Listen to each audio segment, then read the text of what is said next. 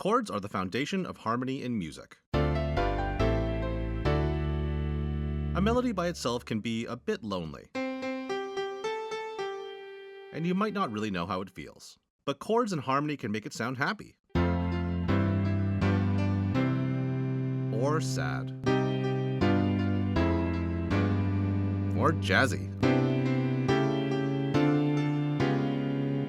or maybe a bit confusing, or provide a sense of completion, like you've come home. One of the ways composers and musicians will communicate is with chord names, chord symbols, and even numbers in relation to a key, which are all powerful tools for chunking large amounts of musical information. Every chord name or symbol indicates some specific combination of notes. There are a lot of permutations, so it may feel a tad overwhelming at first, but once you get the basics figured out, you'll learn that all chords are just riffs on simple patterns. And even the craziest chords tell you exactly what to do right in the name. And if you're wondering what this crazy chord sounds like, it sounds kind of bad. And by the way, trying to learn chords without these prerequisites is a bit like trying to play a board game without knowing any of the rules. And there's pieces missing, and the game's in a foreign language anyway. So check my channel if there's anything you need to brush up on. If you want to jump ahead to something specific, here's the order I'll be covering things in. But if you're new to this, I highly recommend you go on the journey through the whole video and simply pause whenever you need to. Everyone comes to these topics with different amounts of prior knowledge, so it's up to you to decide what is an appropriate pace. But also, don't worry if you don't get it all in one sitting. This is a huge amount of material we're covering today. Absorb what you can, go practice, and then come back and review. It'll make more and more sense every time you come back and watch. There's a few things you need to know when considering the anatomy of a chord and chord symbol. First, most chords appear in this snowman shape of stacked thirds. 3- and 4-note chords are the most common, but larger chords are certainly possible. Chords are named for a note and a quality. The note is just the bottom of the snowman, no matter how many notes there are in the chord, and we call this note the root of the chord. The quality is the rest of the chord name, and it's determined by the intervals from the root to all the other notes of the chord. But before we get to those details, you need to know that we name those other notes just like intervals. We count up from the root to each other note in the chord. Most chords have a root, third, and fifth. Some chords have more notes, and we just continue that pattern.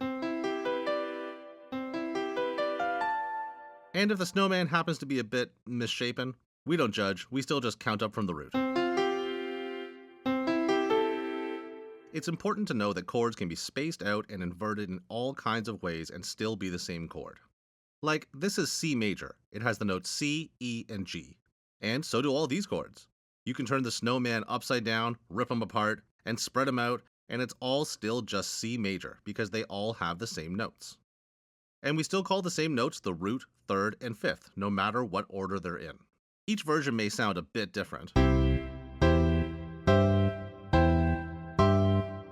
but from a theory perspective, they're all just C major.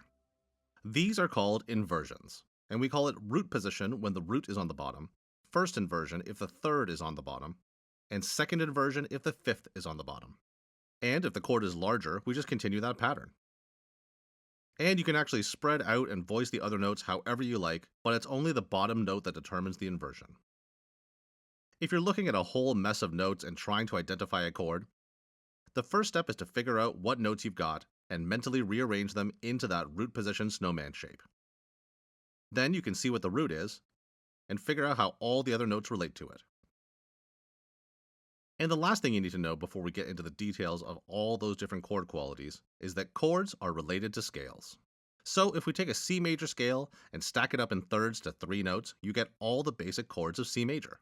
We say that all these chords are related to C major because they're built from C major and they exclusively use notes from the C major scale. And if you did the same thing in another key, like in B flat major or in D major, you would have all the basic chords related to those keys. We care about this for 2 reasons.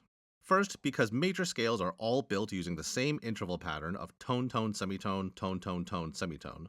The chords that come out of them all have the same qualities in the same order, which is major chords on 1, 4, and 5,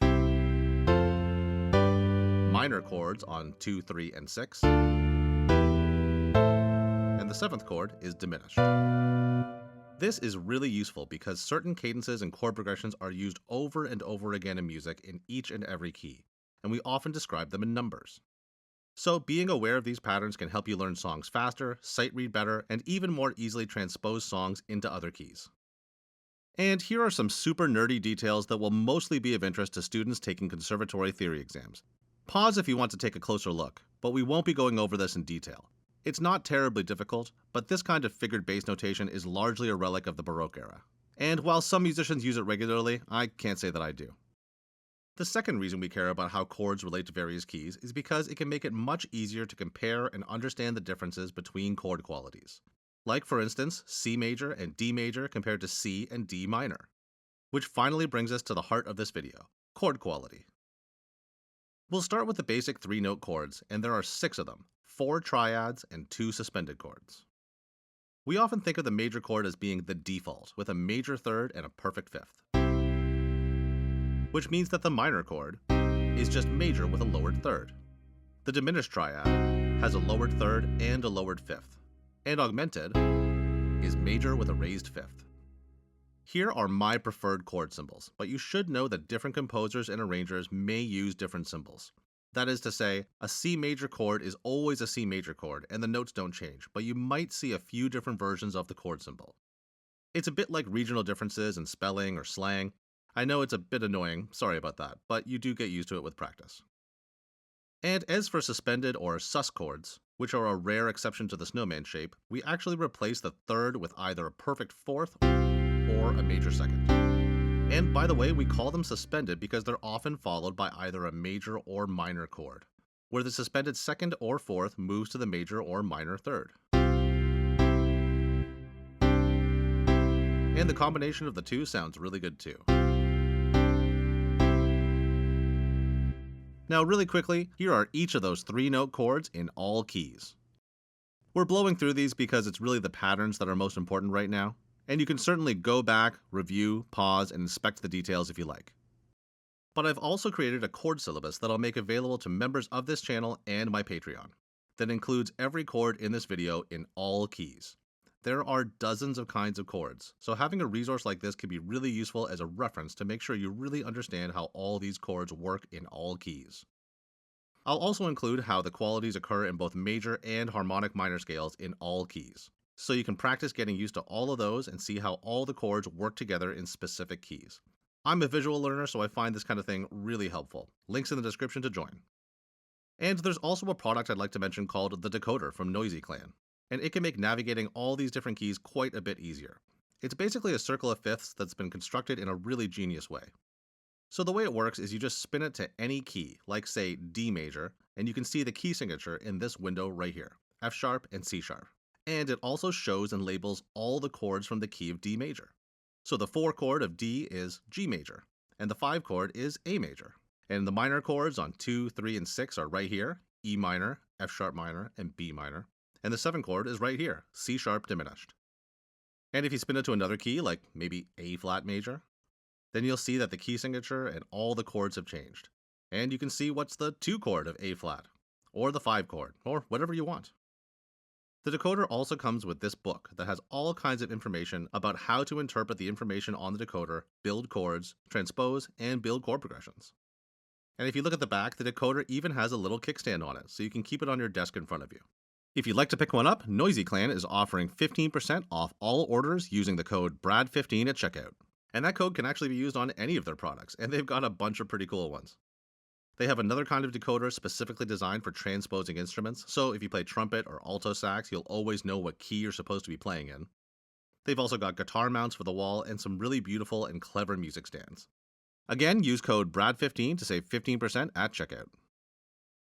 Now, before we move on to 4-note chords, I should mention that 2-note chords exist. They're commonly known as power chords. They're just an open fifth, not major or minor or anything else. They're their own thing, and they sound really great on guitars. You could technically have other 2-note chords as well, but in common practice, we just call those intervals, not really chords. Next up are the 4-note chords, and because we have another note, there are quite a few more permutations. But each chord is just one of the triads we've already seen with something else added to it. This is the formula for all of them, and you can see the differences between them pretty easily when they all share C as the root. But let's look at each one individually, and hopefully you'll come to see that as you get used to reading these chord symbols, all the chords describe themselves really quite clearly. The first batch are commonly called 7 chords, which take our 4 basic regular triads and add a 4th note that's either a major, minor, or diminished 7th away from the root. The major 7 chord is a major triad with a major 7th added. It's just 1, 3, 5, and 7 of a major scale. The dominant 7th chord is a major triad with a minor 7th added. So the 7th is 1 semitone lower than the major 7th chord. The minor 7th chord is a minor triad with a minor 7th added. It's like a major 7 chord with a lowered 3rd and 7th. The minor 7 flat 5 chord, commonly called half diminished, is exactly what it sounds like. It's a minor 7 chord with a lowered 5th. Or you could certainly think of it as a diminished triad with a minor 7th added. You get the same answer. And this does bring us to the fully diminished 7th chord, or usually just diminished 7, which is a diminished triad with a diminished 7th added. There's also the minor major 7 chord, which is just what it sounds like, a minor triad with a major 7th added. You'll see this as the 1 chord of a harmonic minor scale. For the 7 sharp 5 chord, you can think of it as an augmented triad with a minor 7th added, but I think most people think of it as a dominant chord with a raised 5th. And the last two are rarely used but theoretically possible. The diminished major 7 chord, which is a diminished triad with a major 7th added, and the augmented major 7th chord, which is an augmented triad with a major 7th. Here are all 7 chords again in C. Go ahead and pause if you'd like to compare the differences, or go back if you want to see them all again in different keys. 4-note chords also come in a few other varieties, like 6 chords, which are just major or minor triads with either a major or a minor 6th added.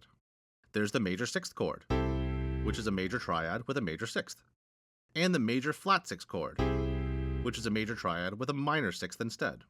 There's also the minor 6th chord, which is a minor triad with a major 6th, or the minor flat 6, which is a minor triad with a minor 6th. Now, 6 chords are a bit funny because they're actually just inversions of other 7 chords. Like a C major 6 chord is exactly the same as an A minor 7 chord in first inversion. But composers continue to use them for various reasons, so that's how they work. And I suppose there are other theoretically possible 6 chords too, but I don't think I've ever actually seen them in a piece of music, and they're just inversions of more commonly used 7 chords anyway. I'm only including them here because I know someone is going to ask about them in the comments. However, it is quite common to have add 9 chords. Most commonly a major 9th, but a flat 9 is also theoretically possible, and they're usually added to a major or minor triad. Here's each one in all 12 keys. There's the major add 9, major add flat 9, minor add 9, and minor add flat 9. And it's important to note that these are add 9 chords, not just 9 chords, which we'll be getting to in a few moments. 9 chords are actually 5-note chords that indicate the presence of a 7th. Add 9 chords are just a triad with an added 9th. And you should know that for basically any chord, you can also have a Sus2 or a Sus4 version. Some are common and some are super rare, but they all work the same way. Just replace the 3rd of the chord with either a major 2nd or a perfect 4th above the root. And since that's true for basically every chord going forward too, we won't be mentioning them separately again.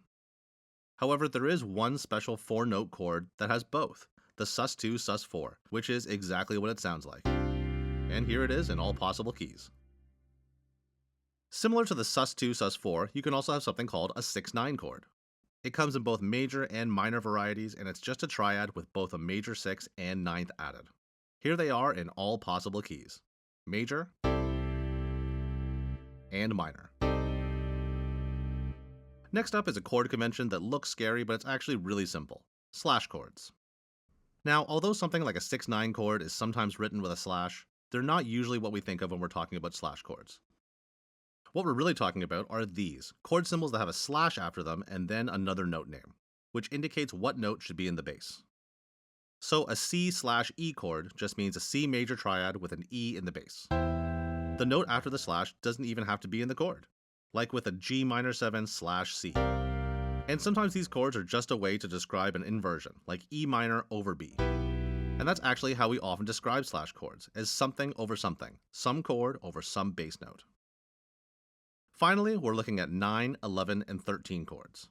And those upper notes are often known as extensions, because they're extra notes on top of our standard 7 chords that add harmonic color in the form of a major 9th, perfect 11th, or major 13. 9 chords work just like 7 chords, except you're also adding a major ninth to the chord. And 11 chords work just like 9 chords, with a perfect 11 added to the chord. And that pattern continues with 13 chords. They work just like 11 chords, with a 13 added on top. Though I will say that in common practice, a major or dominant 13 chord usually omits the 11 because it's considered a dissonance against the third of the chord. So in all possible keys, a major ninth chord is just a major 7 chord with an added major ninth. A minor ninth chord is a minor 7 chord with an added major ninth.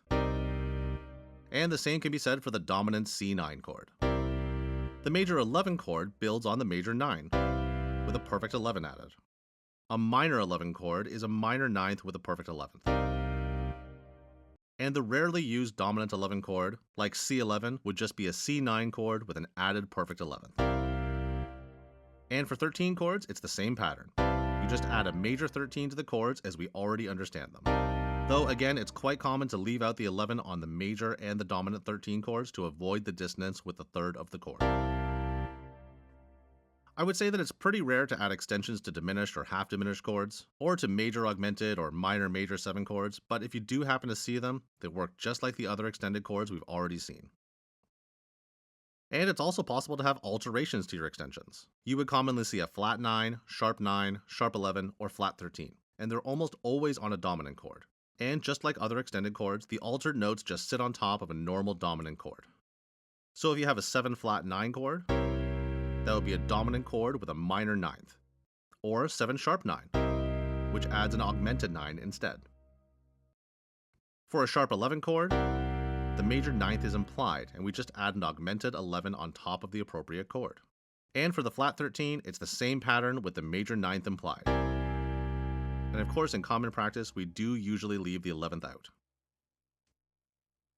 Notice that these chords with altered extensions are written a bit differently from the standard 9, 11, and 13 chords. We use parentheses. This is to avoid ambiguity in complex chords. Because now that you know that all these funny extensions exist, you might do a double take on a B flat 9 chord.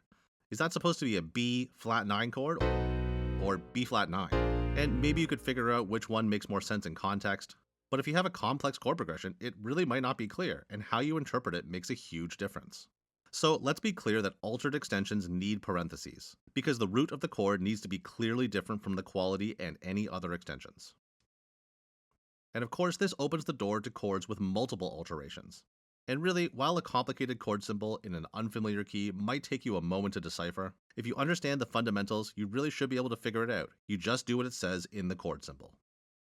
Now, we have covered a lot of information in this video, and if it's your first day learning about chord theory, it might feel a bit overwhelming.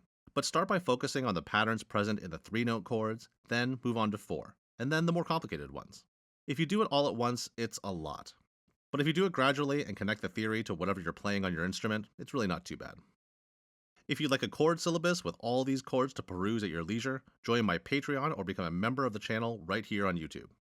Or if you just like to support the channel to make sure these videos keep coming, I'd really appreciate your support.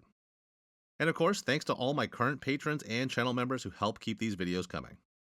Special thanks to Mike Wark, Patric McGroarty, and Joe Narducci for their help with this video. And if you'd like a deeper conversation about this or any other musical topic, I teach lessons online. So head on over to my website, bradharrison.ca, to get in touch and set up an appointment. As always, remember to like, comment, share, and subscribe. Thanks for watching.